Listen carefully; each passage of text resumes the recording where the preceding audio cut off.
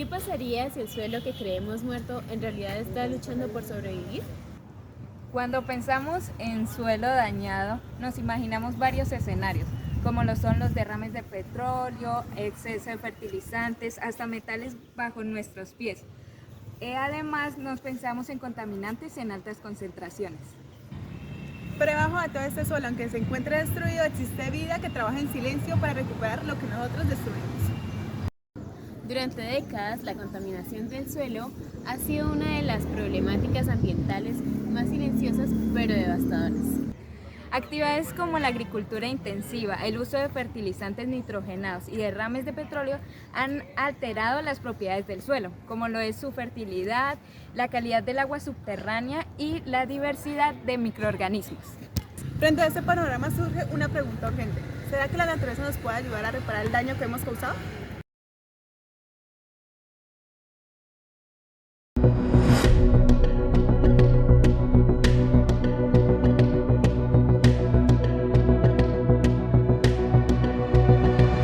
Durante décadas, en diferentes regiones del mundo, los derrames de petróleo han dejado los suelos profundamente contaminados.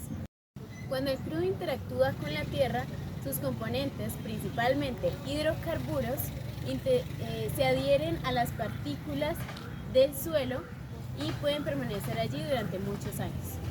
Estas sustancias pueden afectar la estructura del suelo, su fertilidad, la vida de muchos microorganismos nativos y se pueden llegar a filtrar en aguas subterráneas profundas.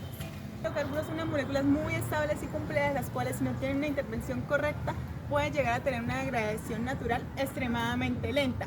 Por lo tanto, va a afectar los ciclos biogeoquímicos del suelo. Algunos microorganismos utilizan los hidrocarburos como fuente de carbono y energía. Especies como las pseudomonas o los bacillus utilizan enzimas especializadas para poderlos degradar. Primero, actúan como biosurfactantes que actúan como detergentes naturales y aumentan la disponibilidad del contaminante al hacerlos más solubles. Luego, mediante enzimas como oxigenasas, se incorpora oxígeno en las cadenas de los hidrocarburos, volviéndolas mucho más reactivas y facilitando la fragmentación a moléculas mucho más pequeñas. Estos fragmentos se introducen en las rutas metabólicas de las bacterias, las cuales lo transforman en CO2, agua y nueva biomasa. Lo que para nosotros representa un residuo tóxico, para ellos es crecimiento y nutrición. Así, la degradación del petróleo deja de ser un proceso exclusivamente físico y se convierte en un proceso biológico activo. El uso de fertilizantes nitrogenados y plaguicidas en la agricultura moderna ha mejorado la producción de alimentos, pero también ha generado una acumulación silenciosa de contaminantes en el suelo. Los fertilizantes ricos en nitrógeno, cuando son aplicados en exceso, no son totalmente absorbidos por las plantas. Muchos de estos se convierten en nitratos, los cuales se filtran a aguas subterráneas, lo cual altera el ciclo biogeoquímico del suelo. Muchos plaguicidas tienen estructuras complejas y estables, lo que les hace funcionar, pero también hace que se queden millones de años en los suelos, afectando la diversidad de la microbiota. Frente a esta problemática, muchos microorganismos han mostrado su capacidad de adaptación. Algunas bacterias han logrado utilizar estos plaguicidas como fuentes de carbono o energía. De manera similar, existen algunos hongos que pueden producir enzimas extracelulares capaces de romper las estructuras de estos aromáticos y de esta manera iniciar una degradación incluso fuera de la célula. Lo que comenzó como una solución agrícola puede convertirse en un problema ambiental, pero la misma microbiota es capaz de solucionarla de manera sostenible. Bacterias y hongos aliados para transformar y recuperar los ecosistemas.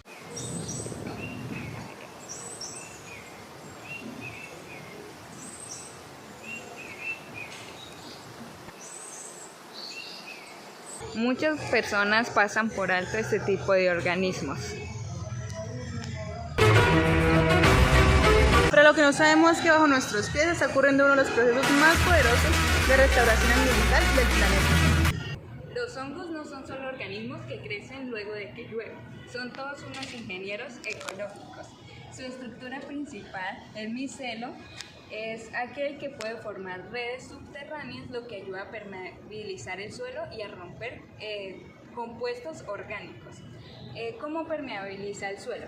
Lo permeabiliza ayudando a la difusión del agua y del oxígeno.